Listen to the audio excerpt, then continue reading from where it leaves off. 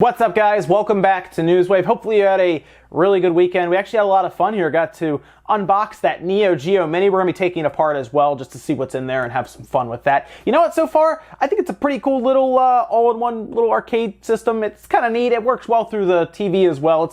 It's definitely geared more towards Neo Geo fans from back in the day.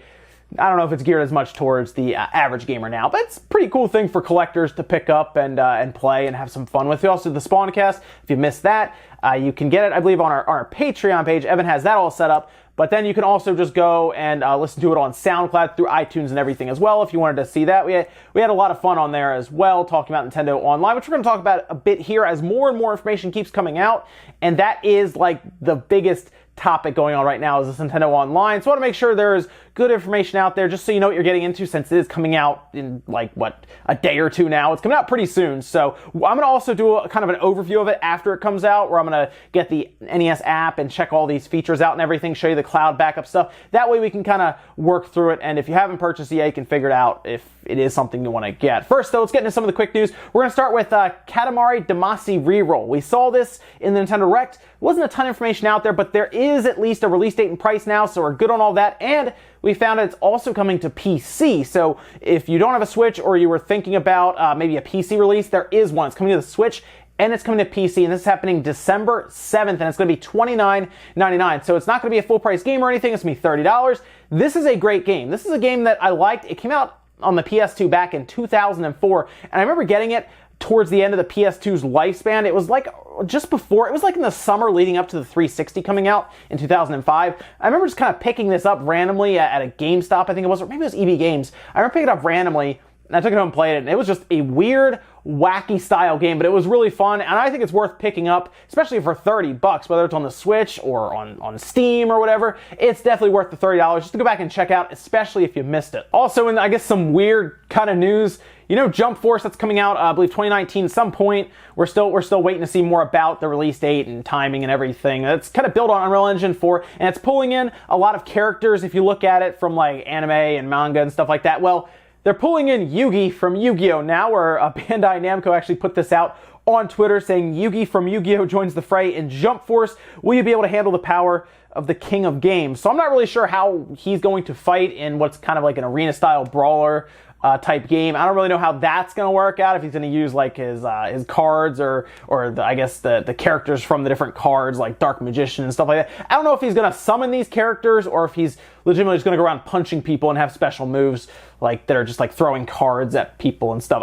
I don't know. It's odd to see him in there, but I mean, I guess it technically makes sense with the setting. I will see what the trailer and everything looks like for how he plays and everything. It was just, I saw it, and the screenshot of it was very weird looking. I don't know, I saw it and I was like, that's an odd looking, I guess, rendition of Yugi, but they're doing Unreal Engine 4, so a lot of people have said that some of these character models look weird, and I mean, they're trying to, again, take Unreal Engine 4 and kind of mold it to what they're doing with it, so we'll see if they add anyone else as well. And we also found out over the weekend, this was announced from Boss Key, they did close down the Lawbreakers servers, so if you had bought it, you're playing it, you're not able to play it now. That pretty much closes the door on the story, the tale of Lawbreakers. That is pretty much gone now. It's a shame, I guess, if you bought it and you actually enjoyed it, it's just, it didn't grab on into the marketplace or anything for hero shooters, but a lot of people said it was very generic and kind of got lost in the shuffle. It did go free to play after Boss Key kind of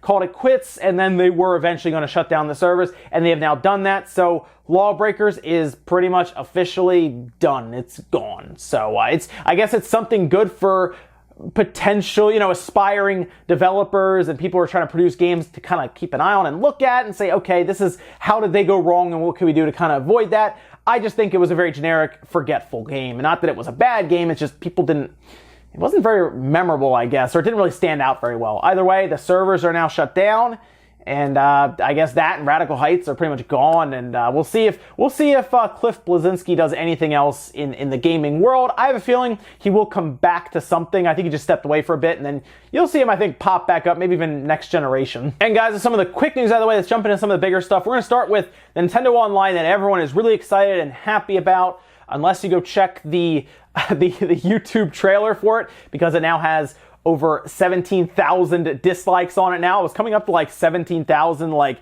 800 or so last I checked before filming. So it's been moving up pretty quickly in terms of dislikes. Some of the comments are pretty funny. A lot of them are just complaining, but it does seem like there is quite a bit of pushback to this online service. Now, there is a lot of information going on out there. There's a lot of stuff getting thrown around. One in particular I kind of want to talk about here because I do think there's a little more to the cloud save stuff than what people are saying when it comes to your subscription expiring. I don't think we know all the information there, and I think it's Nintendo's responsibility absolutely to tell us, like, crystal clear about that. But this kind of took off when people started noticing some of the Q&A was getting updated. So Nintendo of UK did update their Q&A section for the cloud saves. One of them was asking, what happens to my cloud saves when my service expires and I haven't renewed right away? What happens to the information I have in the cloud? And this is what it said. Save data stored with Save Data Cloud cannot be kept outside of the duration of your Nintendo Switch Online membership. Nintendo Entertainment System, Nintendo Switch Online also uses the Save Data Cloud, so the same applies. However, if you keep the Nintendo Entertainment System, Nintendo Switch Online save data saved locally on your Nintendo Switch console, then you can use it again if you purchase another membership. So what a lot of people saw there was them saying, Nintendo, in their own Q&A section, that once it expires, we don't keep it anymore. It just gets deleted. So there was, I guess, a lot of speculation around that. We didn't really have a solid answer. Does it get deleted or no? Because, of course, Microsoft's cloud saves are free, so it never gets deleted, and Sony's gives you, I think, a 6-month buffer when it comes to that, so they're not going to automatically delete it. And that's kind of how it works with a lot of things, even websites with servers and stuff. They don't just get rid of your stuff if you stop paying. They give you a grace period to renew and then just pick right back up. So people were pretty much saying Nintendo's going to delete your stuff if you lapse with your credit card or something crazy happens where, I don't know, your credit card is stolen, you get a new one and it has a different expiration date or something, and they go to renew, months down the line, and it doesn't work. Your saved cloud data is just gone. There's no more. Well, then we also got an update from Nintendo of America on their Q&A section saying, we are unable to guarantee that cloud saved data will be retained after an extended period of time from when your membership is ended. However, you can continue to use the saved data that is saved to your system memory. So right there, it seems like their Q&A, it seems like their answer seems to more so imply that there is an extended period of time, which if there wasn't, that's insane. Like if your stuff expires and like that, they destroy all of your saved data, that would be very, very bad. That is not good at all, and I don't expect that. If that does happen, I would hope everyone would push back against that. It seems here though, Nintendo UK, Nintendo America, Nintendo Japan, it almost seems like these companies don't talk enough. Where's that? It's one company, but it's like these regions don't talk to each other enough. And we don't have an exact answer. Nintendo of America seems to be implying that there is an extended period of time, a month, 2 months, I don't know, just something that's there that says you have this grace period before we have to get rid of your stuff because it's just sitting there. We're going to get rid of it. Like I said, we've seen that before where Sony does the same thing after so many months, 6 months. So I would expect an extended period of time. So if people are telling you that, we don't know yet. We just know what's kind of implied here. And Nintendo of America is implying that there is a grace period. So if people might be running around saying that it's absolutely deleted, we don't actually know that yet. So we're going to see what Nintendo does tell us, because I would hope they tell us when this thing launches. That's something that needs to be updated. I would hope they put it out on Twitter or update this Q&A section. Just something. We also found out more about the NES games. You will have to download an application. It's about 58 megabytes, and the application will then let you go in and play the NES games that are subscription-based. So they will be updated consistently. We see that we're getting about 4 games or so every month following the initial 20, and they're dropping some pretty good ones in there. It'd be cool to see Zelda and stuff. We also found out, according to a post on Reset Era, that an email went out saying that these will be in HD resolution, which makes us believe that, okay, maybe they'll get it up to 1080p, because a lot of times they do kind of the original resolution, they just blow them up and everything, or upscale them. We'll see about that, but there's also filters for it as well, which is kind of neat. So maybe you could have scan lines and stuff in there. So there's some good stuff there with NES games. If you care about that NES library, and honestly, I'll check it out. I like the idea of the online multiplayer. Then you'll probably really like this service for $20 a year, even if the online is severely lacking when it comes to features. And no, that voice app is not going away, by the way. In fact, Mario Tennis is getting an update that will actually use that voice app in-game. So you'll be able to talk to the person you're playing against as long as they have their phone on the application, everything syncs up, then it'll work. Not through the system, but through your phone. And yeah, that phone app they're doubling down on that, guys. It's not going away. And then we find out about the NES games DRM. So if you don't know, a lot of these services like Game Pass, for example, or even just like random games in Steam even incorporate this, where there has to be a check-in every so often, whether it's a period of 30 days or months or a year. There generally is some sort of check-in period. This is a subscription-based thing with the NES games, like a Game Pass, for example, or the PlayStation Plus games even. So yeah, there is a point in time where you may not have access to it because your subscription runs out. And the way that they check that is through, well, online check-in. It seems that the NES games have a pretty frequent check-in, as in you need to be on the internet with your system every 7 days for your NES games to check in. And I'm going to tell you, that is extremely frequently. Let me give you an example. I'll give you a couple examples here. Game Pass. It's a service I like. I tell you guys all the time, I think it's worth the money. It's pretty cool. Forza Horizon 4 is out next month, and I'll just download it on Game Pass. But it's a month-to-month thing. I think you can buy it for a full year and stuff with certain promos and stuff they do. So they check in every 30 days because that's the length of the minimum subscription time, right? It's 30 days.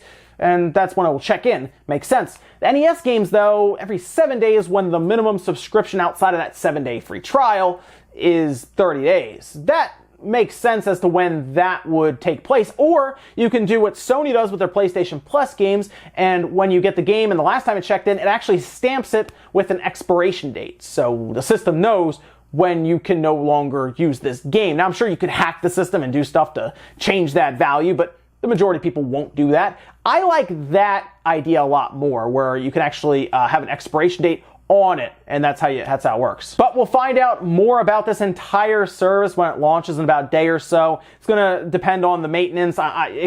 Maintenance is always hard to judge anyway. Sometimes it goes longer, and sometimes it's shorter. So we'll see, but we should find out more about this going forward. I think starting tomorrow night, we'll start getting updates and stuff, and I'll pick up the service because obviously we have to. Evan will be getting the service as well, and we'll be checking it out, and we'll check out NES games, check out the cloud save stuff. We'll see how all of this works together, and hopefully I can help you come to a determination if you want to get it. But you probably have already decided that, because if you're getting Smash, or I guess if you're getting Pokemon and you want to go online with it, you're kind of forced to get it, and that's something that Nintendo's definitely banking on at this point. Whether the service is good or not, they know you need it, and well, that's the way it is in their mind. Next up, let's jump over to the UK sales charts, because it will show us how Spider-Man is doing there, and it also gives us a look at the new Tomb Raider, Shadow of the Tomb Raider, that's out.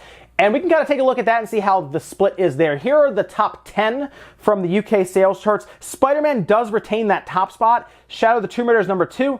NBA 2K19 is number 3, Crash Bandicoot Insane Trilogy at 4, Mario Kart Deluxe at 5, Grand Theft Auto 5 at 6, F1 2019 at 7, The Elder Scrolls Online at 8, Lego The Incredibles at 9, and then we have Super Mario Odyssey rounding out the top 10. Now this is up from Rise of the Tomb Raider, which of course Rise of the Tomb Raider was not multi-platform, but it is down about 70% from the original, the first kind of in this trilogy essentially of the reboot, down about 70%. And if you look at the split for this one between the PS4 and the Xbox One, 63% of the sales were for the PS4. The Xbox One actually accounted for 37%. So if you remember, the last one, Rise of the Tomb Raider, was a timed exclusive for the Xbox One. Seems that a lot of PlayStation owners are actually interested in this game more so than the Xbox One owners. Of course, there is a bit of a lopsided amount when it comes to market share for either of those. So it makes sense that you would see the PS4 kind of take over the Xbox One, and it also shows us that Spider-Man is still a beast. And from what we're seeing, it appears that Spider-Man is actually coming up on God of War's, like, the entirety of the sales in the UK already. So yes, Spider-Man is a beast, and it's going to pass God of War in terms of the best Sony selling game. And I've expected that, like I've said before, and we'll see what kind of sales we get out of these if Sony will ever tell us numbers. I feel like it's a lot. So we'll see the MPDs as well, as I am pretty confident that it's going to top the NPDs without any issue. I'm sure the PS4 probably sold a ton of systems alongside the game, so I expect a pretty big chart-topping amount for Spider-Man with pretty much everywhere at this point. We even saw it in Japan take over there. As for Tomb Raider, it couldn't take the top spot here. We'll see how it does other places, but I was a little concerned about Tomb Raider, where it was coming out, and if it would kind of get forgotten about or even run over. From what I've heard, it's a good game. I picked it up. I got to a part in Dragon Quest XI, by the way, that really grabbed me, and now I'm like stuck on this again. But I will be playing a bit of this game because I heard it's about 12 to 15 hours or so. So it's not like a terribly long game, and I can actually probably get through that fairly quickly and see if this game really is that good. People tell me it's good, so I'll check it out and see. I gotta get to a point in Dragon Quest XI where it slows down a little bit right now, because it is moving right now. For a JRPG, it's moving very quickly, and I'm really liking it. So we'll see what we get here with Shadow of the Tomb Raider, but it could drop down off these sales charts pretty quick, and that would not be good for the series. Oh, and if you notice, Dragon Quest XI is not on these charts. It actually dropped down 86% week on week in sales. It's now number 29, so yeah, it fell off pretty bad, but it's still a good game, and I recommend picking it up. Then our last bit of news, let's talk about those new Nvidia cards that people keep looking at, because of course it introduced ray tracing, real-time ray tracing. It's a big deal. They showed it off with Battlefield and everything at their press conference, and it looked pretty cool. It looked like it's just kind of making the world a bit more detailed and more immersive. I would like to see them do some stuff with maybe stealth, where you can see stuff in like the puddles, or like use like a mirror or something to kind of real-time look at stuff. But it looks like they're kind of pushing those features rather than just the raw power of the card. So people have been wondering if the card is not that big of a gap from something like a GTX 1080 or a 1080 Ti. Well, it looks like it's actually a bit stronger. Actually quite a bit stronger than the 1080 and the 1080 Ti, as we actually had some benchmarks leaked for 3D Mark after the drivers were updated. And here are some of the benchmarks. You're going to see Battlefield 1, for example, just to get started with, where you can see the 2080 Ti and the 2080 heavily above, actually. These things are jumping anywhere from 30 to 40% over the GTX 1080 Ti and the GTX 1080. Here's Call of Duty WW2, and these are all in 4K, everything cranked to the max, even some of those using HDR and everything. So it looks like, yes, it is quite a bit stronger than either of those games. Now, when you turn on ray tracing, from what we've heard, it does dip in performance pretty good. Like, it has a hard time from what we're hearing with Battlefield 1 with 60 frames per second at 1080p with real-time ray tracing on. So they're still gonna have a ways to go with that technology. Driver updates could fix that somewhat, but I think this is gonna be something that they just kind of evolve over time. I mean, I guess Hairworks was never conquered, so, you know, we'll get there. But this is good because it looks like they have pretty much conquered 4K at 60 frames per second with a lot of these benchmarks showing. It just costs, you know, $1,000 for a video card to get there. But here's the good news, okay? Here's the good news for people who are thinking about building PCs soonish. These are good enough numbers to where enthusiasts will consider moving on from their GTX 1080 and their 1080 Ti to get the 2080 and the 2080 Ti, and they'll probably dump their cards on Craigslist, which is a great place, by the way, to look at. I bet you get a 1080 for like $200, $250 if you actually really look on Craigslist and bargain a little bit. That's a pretty good deal for that card. But the 1080 and the 1080 Ti are very good at 1440p. And if you're looking to maybe get into PC gaming, maybe pick up a 1440p monitor and get a GTX 1080 or a Ti, you could technically go 4K with them with some settings turned down, but it's conquered 1440p at this point, great resolution, and I would consider looking into building a computer soonish after we had that whole cryptocurrency thing where video cards exploded in prices. Now might be a good time. So, you know, think about looking into that to see if you can find a used 1080 lying around somewhere with people offloading them. And you could probably get into PC gaming at a pretty affordable rate and enjoy stuff like 1440p. 1080p has long been gone. You don't even need it. You don't even need a 1080 for that. You can get a 1070, 1060. 1080p is done. That's easy. 1440p, that's a good resolution to pick up where it's kind of in the middle. And hey, I mean, they're only gonna get cheaper. People are gonna move on to 2080, 2080 Ti, the 2070. So look for those 10 series cards kind of flooding the market soon and making everything really cheap. Ladies and gentlemen, that's gonna do it here for Newswave. If you guys enjoyed this video, hit the like button, really helps out. If not, hit the dislike. Leave comments down below about everything we talked about today, whether it is the Nintendo Online service. Are you buying in? Or are you just really annoyed with it? Or do you feel like you have no choice? I want to play Smash, I want to play Splatoon, you know, I want to play some of these online games, so I have to give them 20 bucks for the year. Let me know what you think about that down below. I'm sure there are a lot of people who aren't very happy about it, but there are also people who feel like they're stuck. They have to do it. And I'm curious what your opinion is on the whole thing, because maybe you like the NES games. I don't know. Let me know, guys, down below. Thank you so much for watching, and I'll see you next time.